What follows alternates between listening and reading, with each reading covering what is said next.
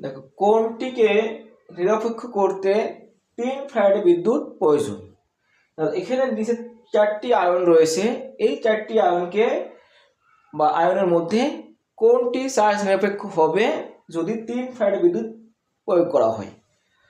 অর্থাৎ একেবারে ইজি জিনিস, মনে করে রাখবে এই মৌলগুলোর মধ্যে চার্জ যত আছে, অর্থাৎ কি চার্জ, যত ফ্যারাড তত চার্জ কার আছে, Fe3+ এর আছে।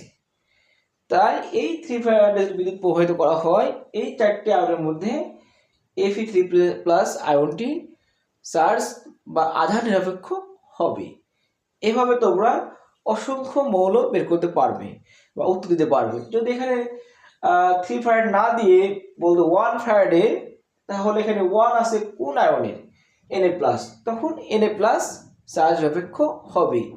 এভাবে আমরা যে মৌল দিয়ে থাক বা যে আয়ন দেয়া থাক বা যে আয়ন থাকবে ওই আয়ন এর চার্জ এবং কত ফ্যারাড দেওয়া আছে যেটা সমান হবে, সেই আয়নটি হবে আধান নিরপেক্ষ বা চার্জ নিরপেক্ষ।